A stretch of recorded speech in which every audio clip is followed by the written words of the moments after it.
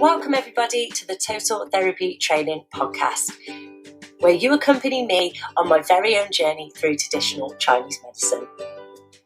It is the intention with this podcast to raise people's awareness of how traditional Chinese medicine can benefit us in our physical and mental well-being. We hope you enjoy the show.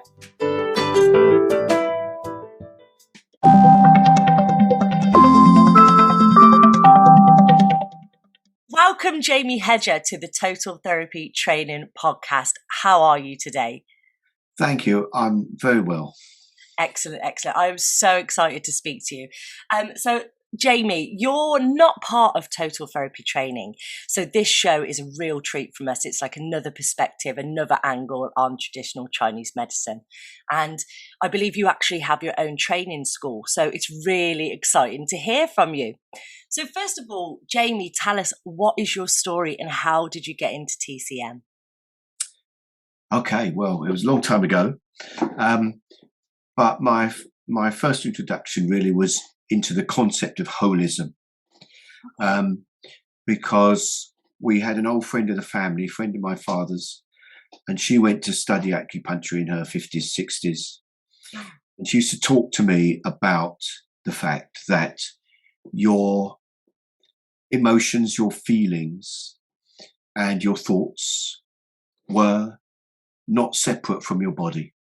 So this basic concept, which just resonated with my own life experience, was a great introduction for me, because I realized I knew that was true. I knew that my emotions and my feelings and my body were connected. And of course, later on, then I went to understand that everything's connected.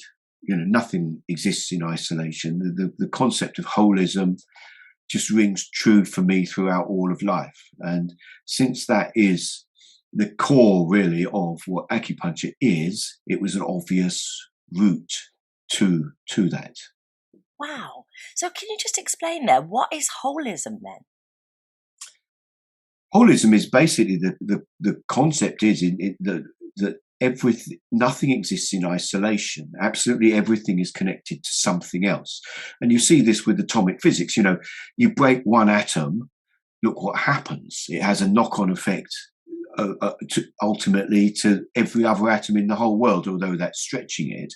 But you can see this on a micro scale and on a macro scale, that if we eat bad food, it affects our body, and then that puts us in a bad mood, and then that affects all the people around us, and it puts them in a bad mood as well. You know, so nothing ever exists in isolation, even although it may be not so obvious.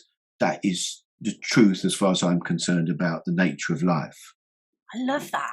I tend to believe that as well. I'm going to have to look into this holism and see what it's all about. Well, of course, yin and yang, if you know the theory of yin and yang tells us that.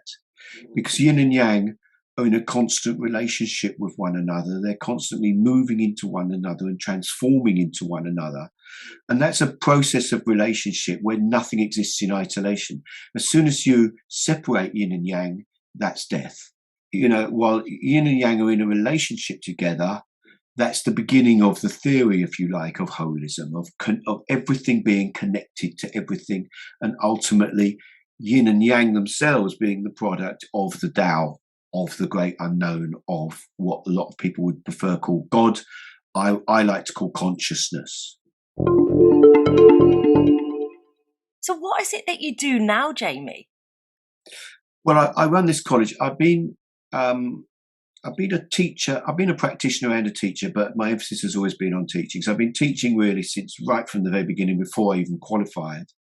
Wow. And in the last 12, 15 years, I've run my own college. It's a small college, although it's doing quite well at the moment. We've got quite a few students at the moment. I've got a nice new premises here in Bath. And I run an alternative course to the 3-year courses. So standard course is a 3-year degree course, which I taught on for many years, so I know about that. But I run a shorter course, less academia, more practical, and it appeals to people. A lot of my students are people who've already got a degree and they've done that, and they're a bit older perhaps, and they don't want to do all that again, but they do want to learn how to be acupuncturists, how to be safe and competent with acupuncture. And that's what I try and offer them. That's what I do for them. Fantastic. Because my understanding is, I'm not 100%, so please do correct me where I'm wrong, is that the diploma of acupuncture, people that take it at these other colleges, they're not allowed to actually put a needle in, are they, for some years? Is that correct? Well, it certainly was the case when I was a student, and that is a while ago, that you really wouldn't do much practical needling until your third year when you're in your clinical year. And that was a source of frustration to a lot of us. I mean, I get my students needling on the second session. But you know, it was just the way things were done. If it's a 3-year course and you're not going to actually be allowed to do any practice until the end of the third year, I suppose it makes sense. But life is speeding up. People don't want to wait that long. And I can say from experience that as long as you've covered the health and safety properly, given people a decent bit of instruction and training and practice on needling, there's nothing wrong with starting to do needling in a much shorter time scale than that. Wow. In my view, you know. Yes, yeah. Oh my goodness. That's very brave of you though, isn't it? You know. Well, no, I'm not the only one. I mean, there were lots of shorter courses. So it's kind of, I mean, you've only really got to look at how much it costs to insure yourself as an acupuncturist and what acupuncture's record is in this country to know that it's actually a very safe practice. So as long as you follow some very sensible safety rules and get yourself properly insured, there's not a lot to worry about. Okay, thank you for that. You kind of chilled me out a little bit. Yeah. So Jamie, I am chomping at the bit to hear your views on TCM, because from our initial chat, you told me, and this blew my mind, that TCM is not just about the treatments alone. It's how the student grows in self-development. So let's talk about that. What do you mean by that? Well, wondering how I was going to explain that to you in the best way. And I thought probably the best way was to just take you briefly through my experience as a student. Oh, wicked. You know, because I went to 3 different colleges, actually. Oh, did you? So, and what's interesting is that 2 of those colleges were actually founded and run by the great pioneers of acupuncture in this country. See, there was originally some kind of what would you call it, folklore about in the 60s in England, in London, there was a Chinese guy came over. I don't know all the details, but he did a short training in acupuncture. And at that group were J.R. Worsley, J.D. Van Buren, Anton J. Soria, Felix Mann, and a couple of other people. And these are all people who are very, very well known now in the field of, or were, I mean, they're the past now, actually, but they were big names in acupuncture when I was studying. Yeah. And then they went away. Anton J. Soria went over to Sri Lanka, his college. J.R. Worsley started his up in Leamington Spa, and Van Buren's one was in East Grinstead. And that's the one I started off at. Wow. So I went to that college, and immediately I felt good because I felt, as I said, this holism thing. I felt that the peer group I was with, the environment I was in, this was really where I wanted to be, to change myself, to improve myself, and to learn more about myself. Because I realized without being able to explain that directly, I knew that before I could do anything with my life, I had to learn more about me. And I saw that acupuncture was a route or a method which could help me to do that because of the kind of environment I'd be in, the people I'd meet, and the principles of it. And so it was a little bit of a shock when I first got there because it was quite academic. There was an awful lot of theory to learn. This was a 3-year degree course. Well, it wasn't a degree course then, but it was a 3-year course. Awful lot of theory to learn. And some of my colleagues were much better at that than I was. And it felt quite daunting and quite heavy. Yes. And however, I had a couple of interesting experiences while I was there. And one of them was speaking to some of my colleagues who were a couple of years ahead, and they'd been in clinic. And they'd been treating a patient, taking the patient's pulses, putting some needles in the patient, and they weren't satisfied. The patient didn't seem to be making any real improvement. The pulses didn't seem to be improving. They were concerned that things weren't going very well. And then they said, and Van Buren came and stood in the doorway of the clinic room, and everything changed. And I said, what do you mean? They said, well, the pulses changed and everything was different. All he did was stood there. Okay. And I thought, that is interesting. Yeah. And then I was, as my career progressed, and I moved then from East Grinstead to Leamington Spa. And the reason for that was I wanted the focus of my learning to be about people. Yeah. And if I'm honest, the main one being myself. I wanted to learn about people and emotions, and we seem to be at East Grinstead talking all about academia. Now, that's not a criticism, that's a great college, and I loved being there, and I've got great memories of it, and I still know some of my colleagues from there.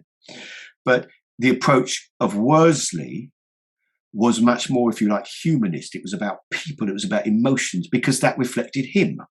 Whereas the college in East Grinstead reflected Van Buren, who was a doctor and much more of an academic. And then when I got up to Leamington, it was much less academia, much more touchy-feely, and much more talking about ourselves and our feelings, and trying to feel how other people felt, and trying to recognise our responses to other people. And this was great for me because I needed that. Yeah. And then the same thing happened. Some students were there in the clinic, and Worsley walked in and everything changed. And I thought, this is strange. And then I was introduced through my colleagues to all sorts of other types of acupuncture. People say, oh, the best thing you can ever do is this Japanese style. And someone would say, do you know about ear acupuncture? This is amazing what you can do. And someone else said, well, do you know this Korean hand acupuncture? Do you know about the balance method? Do you know about Tung? Do you know about Korean? Do you know about the possession treatment? And I thought, oh my goodness, I'm overwhelmed by the amount of different types of acupuncture there are, and the different methods you can use, and the different ways you can do it. And they all say they're the best one. And in fact, some of them say they're the only one. And suddenly I had, after all this, another thing that happened, obviously, was I read a book about Worsley, which was written by a chap, I forget his name, it's a well-known book, it's called In the Footsteps of the Yellow Emperor. And someone in there says that what he wasn't quite sure what Worsley was doing, but he noticed that he was, in his opinion, the greatest shamanic healer that he'd ever seen. And I suddenly realised for myself, this is only my opinion, my experience, acupuncture's got less to do with what theory you're using and what tradition you're using and what type of acupuncture it is or what brand of acupuncture it is. It's got much less to do with that than I thought it had. And it's got everything to do with the practitioner. And it's got everything to do with the dynamics of practitioner-patient and the therapeutic relationship and your own level of self-development. If you are really feeling acupuncture, being acupuncture, and the analogy I thought for this is when Elton John sits down to play the piano, he doesn't have to say to himself, well, where's the middle C key? He just plays the piano like an extension of his own body. Yeah. And that's what good acupuncturists do. They don't have to think about the theory anymore. The whole point of the theory is to develop knowledge, which then translates into wisdom. And you are acupuncture. Acupuncture is you. It flows through you because of the development you've done on yourself with acupuncture as the medium that you've chosen to use, which then enables you to heal others and improve the world. Because in a holistic world, any positive change we make affects the whole world. So if we are in despair about things like the situation in Ukraine and we feel completely hopeless, we know that we can do our little tiny bit of trying to make the world a better place through our own development, through acupuncture and what we do for others. And in my case, how I inspire other students to do that. That's what I do. But you're giving me goosebumps there. Yeah, well, it is because life is very exciting when you start to really see the power that you have and what you can actually do for yourself and others through the medium of acupuncture. Acupuncture is just one, but it's a really good one, I found, for me. My goodness, because what you were just saying there about the practitioners coming and just standing in the room and everything changing. Yeah. I've heard that before. A lady who I know who actually trains in acupuncture, she said that when, I think it's Chris, when Chris comes near to her when she's got the needles in, she has to tell him to go away because they start banging. Absolutely. It's the same thing. Yeah, absolutely. How do you do that then? How do you make yourself so powerful? What is it that you do? Well, if you look at Chris, he's completely immersed in acupuncture, isn't he? It's his, and he has that Elton John thing is happened, hasn't it? Yes. And I think it's happened to me in a slightly different way, but it has happened to me as well. I hope that through my teaching, I have the same kind of effect. Yes. Yeah. But all you do is you love your subject and you stick with your subject and you practice. The word is practice. You see, this is the thing. The thing about acupuncture is a practice more important that it's a practice than it is that it's a theory. Theories are fine, but I've just told you it can be any blooming theory. There are hundreds of them, okay? What's important is it resonates with you. It means something to you. You can feel it and ultimately be it.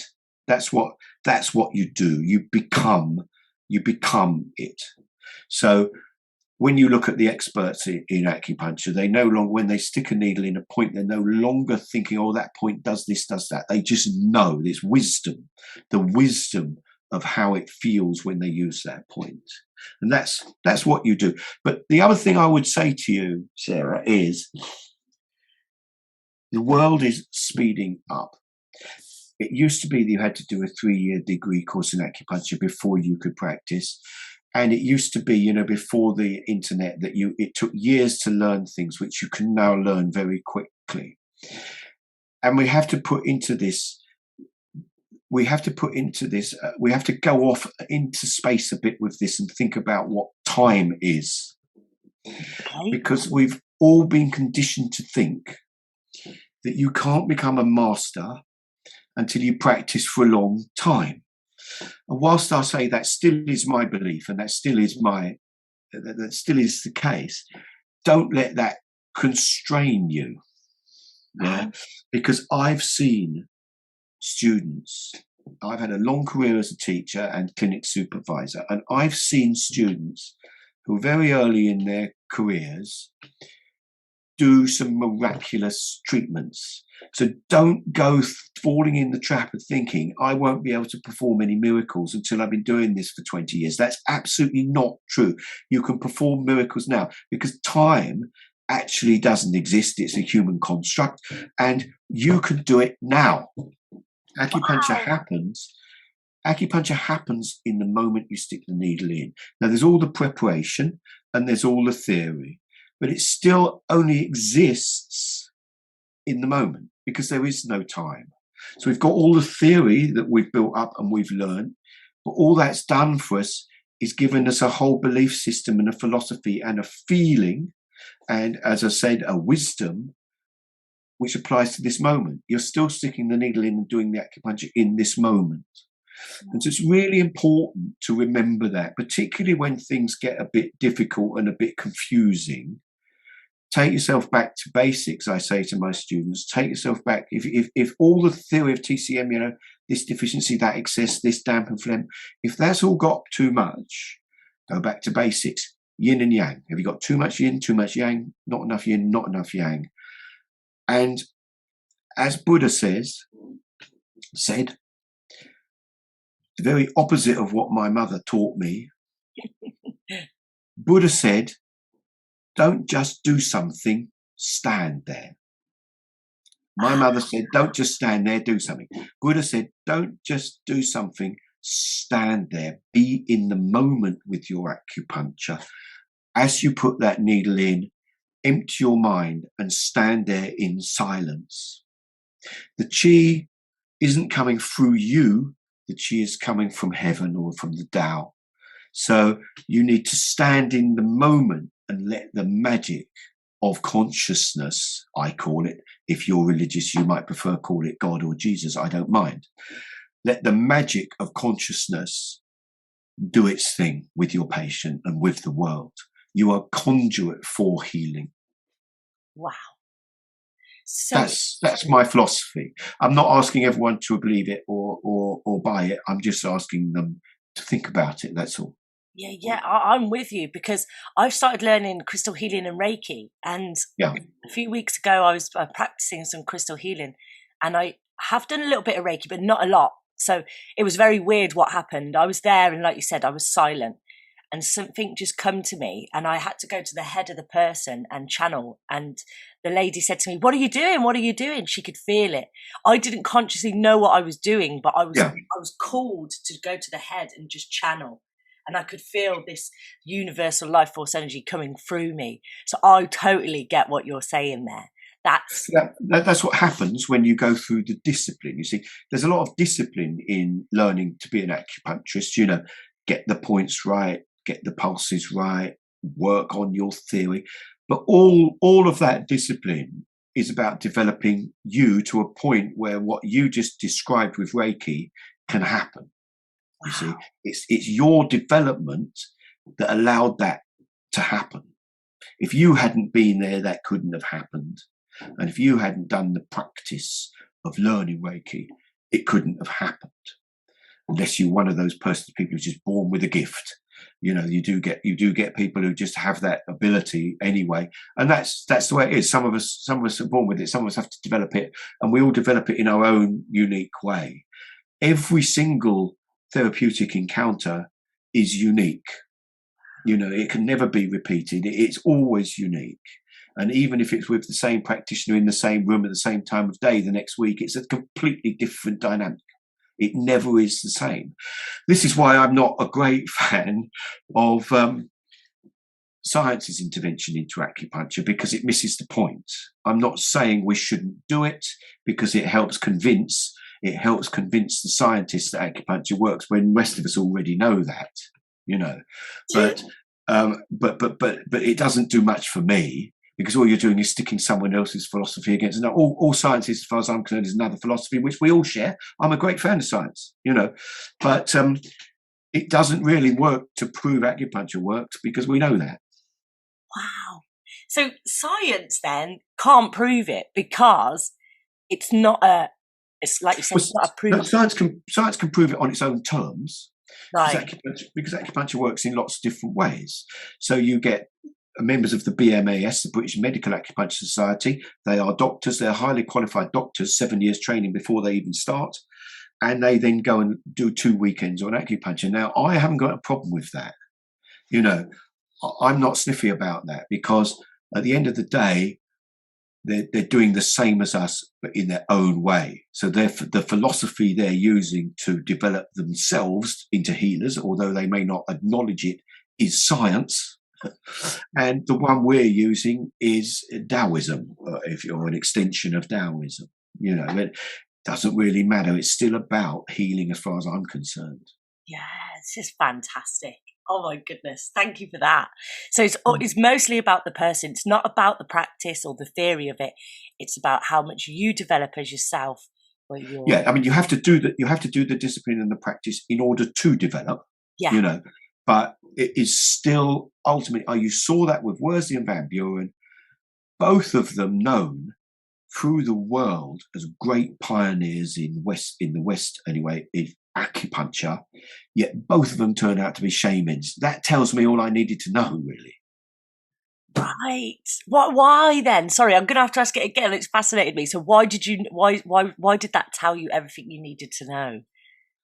Because I realized it was about them. You know, I realized that the reason they were so good at acupuncture was because of the way that they had developed themselves using acupuncture as their medium or as their tool. This is my opinion. I'm not asking for an argument about this. Yeah.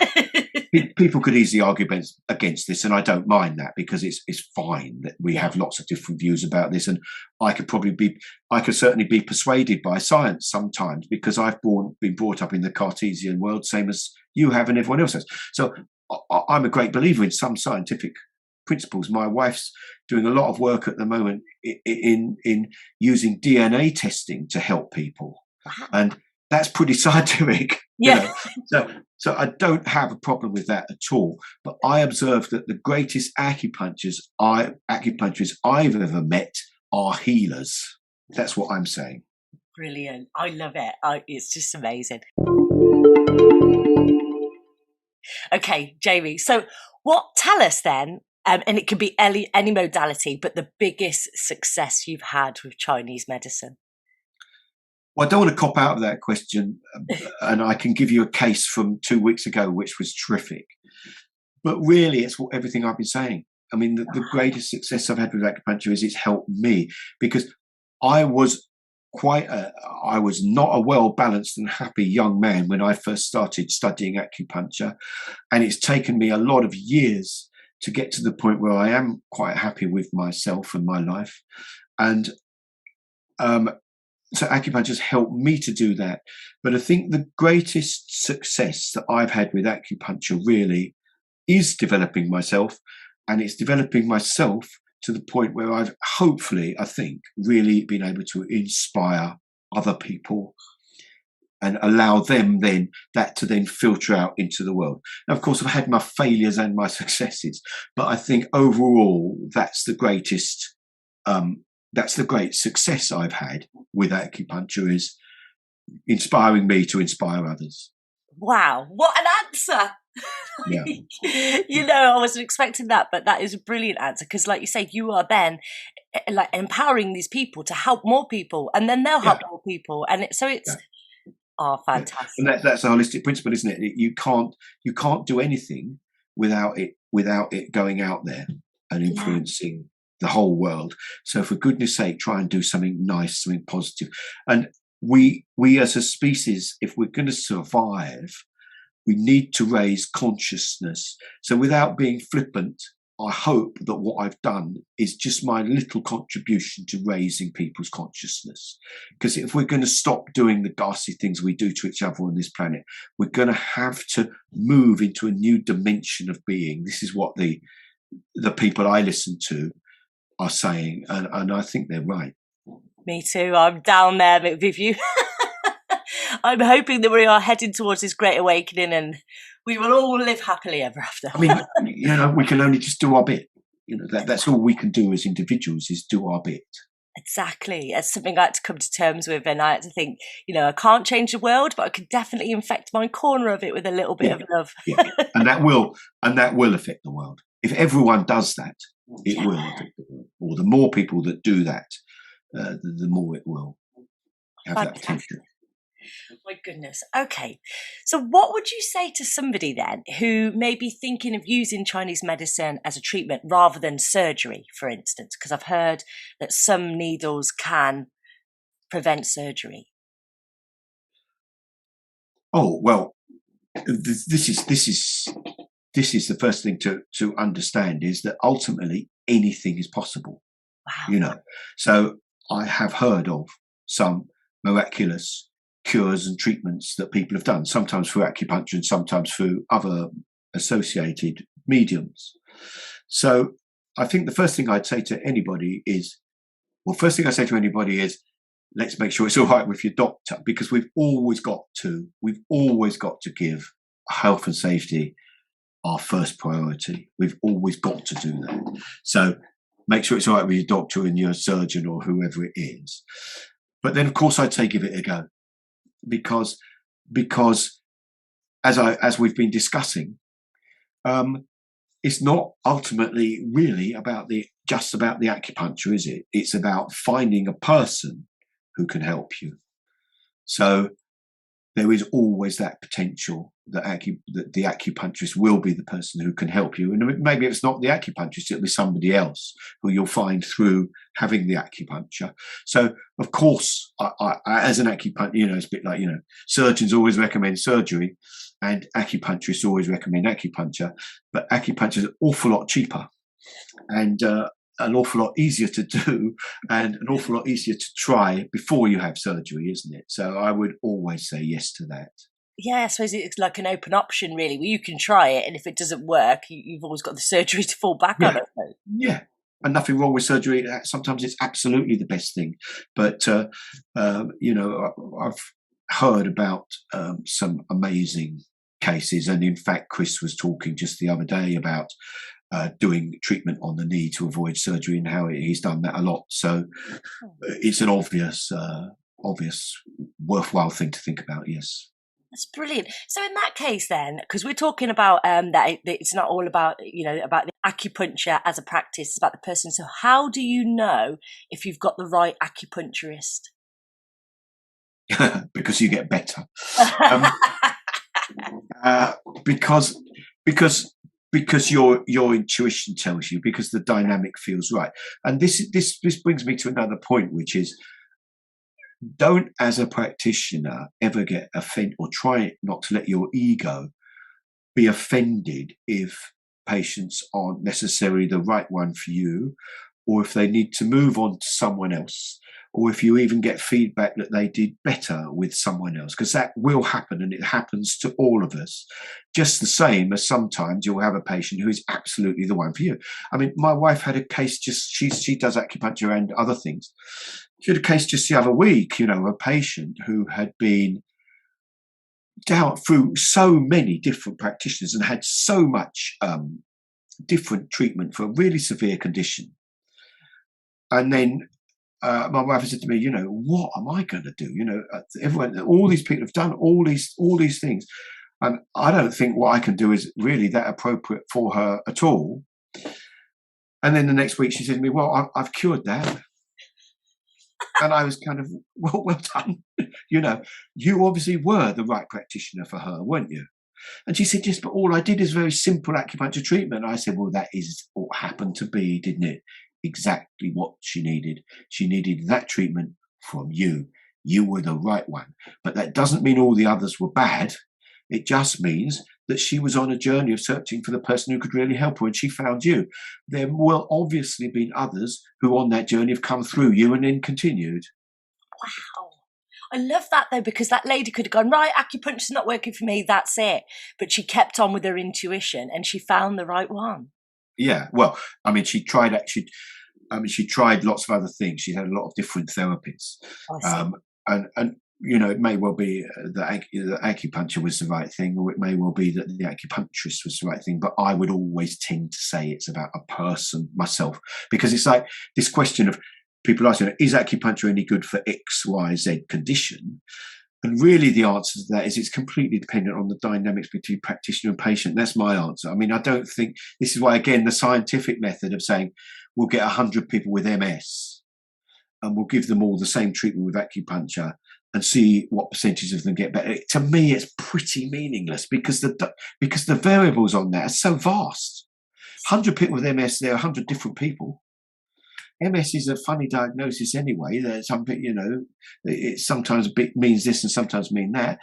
Then you've got maybe a dozen different practitioners who are treating them, and then they're always treating them on a different day in a different clinic. And then someone's got out of bed that morning and had an argument with their partner. So, I mean, the whole thing is so full of variables that what I always say to my students is the only thing that really, really, ever really matters is what the patients say. Wow.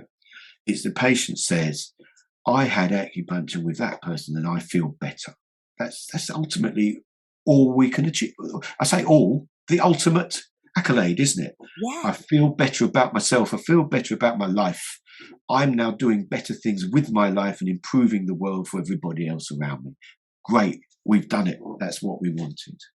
Amazing. This is just another example of energy meeting energy and being right at that time. Yeah. Wow. Yeah. Oh my God, I'm even more intrigued. Oh, goodness. Mm.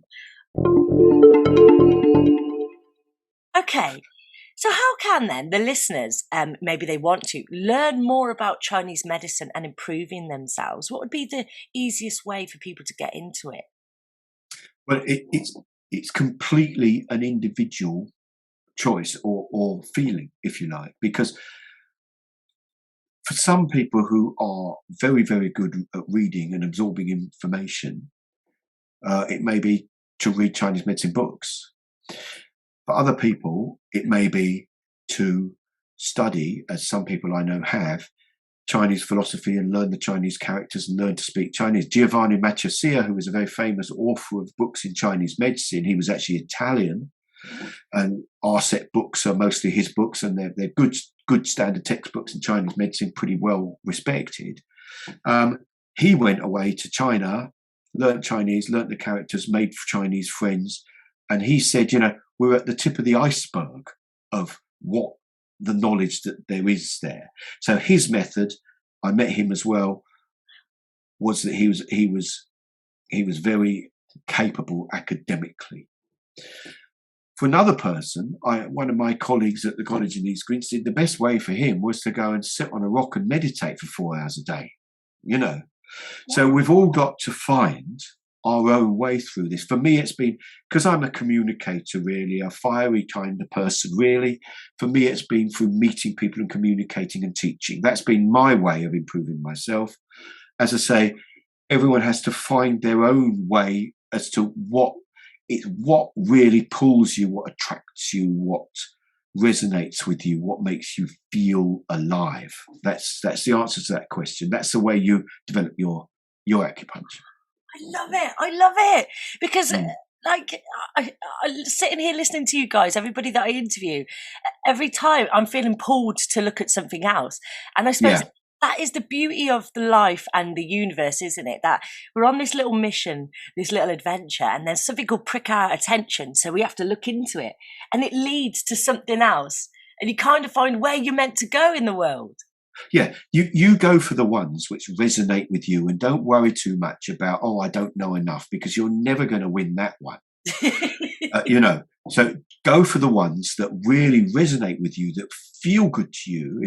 If you find a book that really feels good to you, you read that book. If you find an acupuncturist who's treating you who really feels good, if you find a college that really resonates, go for what feels right to you. That's my advice about that. Yeah. Fantastic.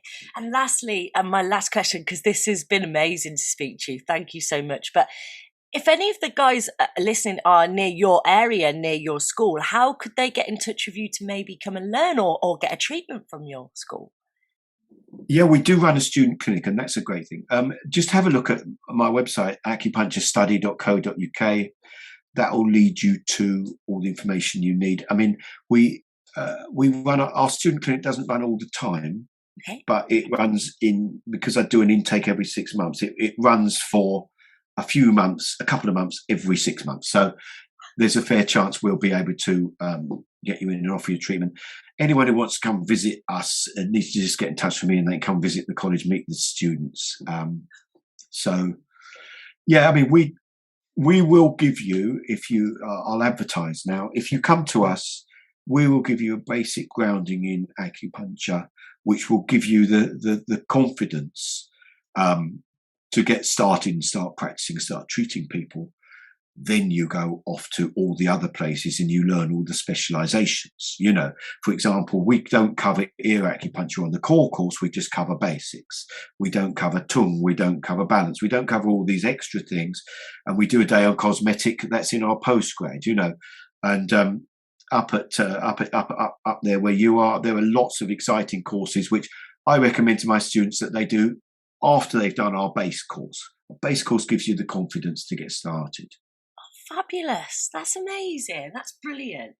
Well, thank you so much, Jamie, for your time. I mean, I would have loved... come and visit us, will you?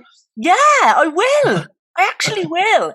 I'm thinking there that, speaking to you, I think we need to dive into the emotions of acupuncture with you. Well, I mean, this is really this is the strength of the 5-element acupuncture approach. Okay. because Worsley based. I mean, they say it's color, sound, odor, emotion, and I actually graduated from the Leamington College, but really, in my opinion, it's emotion. And one of the thing that Worsley did, he did a lot of things that weren't so good, but the thing that he did that was brilliant was he understood how it felt to be an Englishman. And what do we in our culture, I can certainly ascribe to say, confirm this in my life. What's been the biggest problem in my life? Has it been not enough food? Has it? No, emotion. Yeah. Emotion. Yeah. And so the nice thing about 5-element acupuncture is it talks about emotion. It discusses emotion. It empathizes with emotion. You learn about your emotions, and that enables you to better understand other people's. The classic joke we have is, student who says, "Do you know, everyone's so bloody angry with me all the time. What's wrong with these people?" And you say, "They're just reflecting you." Yeah.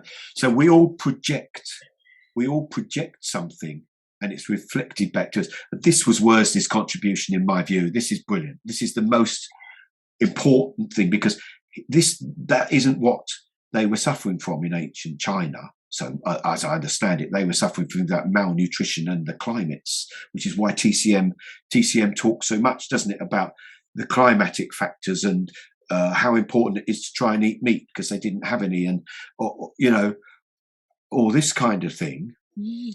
Whereas that's not so much our problem. Our problem is our parents, our culture, our society, and what it's done to us emotionally. And all these people who are going around, there's so many people, and I was one once, who are incapable of reflecting. You need to be able to stand outside and say, if I look at this dynamic between people, how do I appear to be? If I was able to see myself as a practitioner, myself as a parent, myself as a partner, myself as a friend, myself as a student in the college, what would I see? Yeah. And this is really the first lesson of your development, is you must learn to be reflective. Yeah. This is so important. You must look in the mirror and say, how am I perceived by the world? I love that. As well. And sadly, I've had a few students I've had majority of students do this, but I've had a few students down the years who've never understood this, and I haven't been able to help them with that. It doesn't mean that they haven't learned their acupuncture and can't do acupuncture, but it hasn't really, what we've been talking about is that contribution to the world. And I think you do that much more effectively if you're aware of yourself in it. Yeah. My God, that's a massive light bulb moment for me as well. Thank you for that. Oh my goodness. Well, I think Worsley really helped me with that, because what you do when you study the 5-element style is it's a bit like going to acting school. You have to, because what actors do, I mean, I haven't, but what actors do is they lose all their inhibitions, so they no longer mind appearing naked and looking vulnerable. And when I was at Leamington, we were pushed to sit in that dynamic and feel the feeling. Oh my goodness. So, and it's in what they would then call the golden moments, because that you would begin to see a person's elemental nature. So you'd see that the core of their being was that they were watery or fiery or earthy or metal. And it definitely has its limitations. But on the self-development front, I think it's brilliant. I'm going to look into this now. So Worsley and your acupuncture school, did you say? Well, what you'll find is that there are some colleges that say that they are 5-element acupuncture colleges, and there are others that are basically TCM colleges. And then, there are some that are going to say they do stems and branches or whatever. As we've discussed, there's all these types.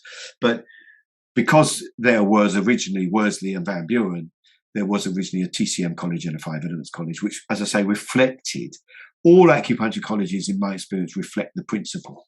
They reflect the founder, because they do tend to be small businesses, and there have been bigger ones, but they don't seem to keep going so well to me. I mean, the ones that are still going, I think they do reflect, if not their founders, then the people who are now running them. Wow, it's so interesting. Energy and emotion equals so much in our lives. So Yeah. we should all be a little bit more aware. Yeah, that's in my opinion the key thing. Fantastic. Developing self-awareness is the key thing. Yeah. Oh my God, amazing. Well, thank you so much, Jamie Hedger, for your time today. And like I say, if you'd like to come back and do a little bit more about emotions, I'd be more than happy to have you on the show and hear your I'll think about what I might be capable of coming up with, but yeah. We'll see about that one. As I say, I don't practice as a purist 5 element. I bring it into my college. I've talked to my students about it, but we don't, and we occasionally would base a diagnosis on that. But most of the time we go for a core basic TCM diagnosis, and then bring in elements later. Brilliant. I'm going to have to come and visit you at your school and find out about this. You can come visit. You're very welcome. Excellent. Come and visit us. Yeah. Okay. I'll message you. Jamie, okay. Thank you so much for today. You're amazing. Keep doing the good work. All right. Lovely to meet you. All right. Take care, Jamie. Thank you. All right. Bye.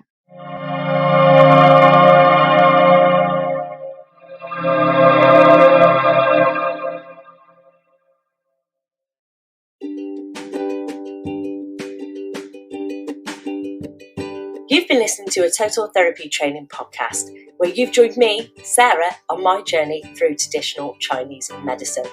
We hope you enjoyed the show, and we hope to see you next time for even more incredible information.